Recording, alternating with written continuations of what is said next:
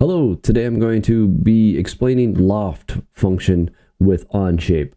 What the Loft does is it allows you to combine two basically shapes together, and it will kind of extrude that shape through and make the best fit possible. So let me show you what Loft does. All right, so let's, this is going to be a simple Loft, okay? So if you want something more complex, I have another video on that. It's all a little more complex Loft feature. So here we go. All right, we're going to create a sketch on top face right here. So let's go to sketch right here. We're going to choose top and we're going to choose a rectangle. Okay, so we're going to click right here. We're just going to create a rectangle and then we click on top view and then we can adjust this as we want. So let's put a couple dimensions on here. So dimension 1, 45. Dimension 2, let's say it's 60. Okay, we can get out of that sketch. Now we got to create another sketch.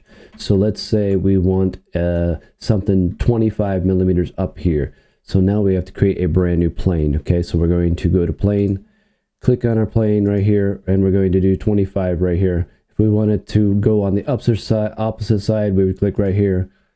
Okay, but we do want it at 25 millimeters.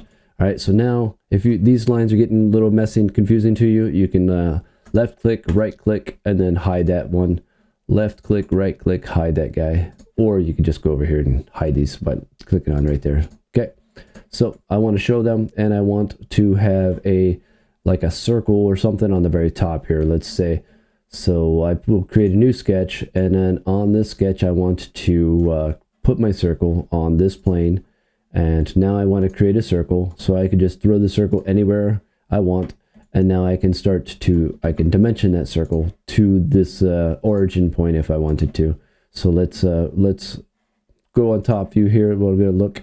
So we're going to go with 15 millimeters over here, and we're going to go with let's make it a little bit longer, maybe 30 millimeters. So you see it's going to change shape a little bit.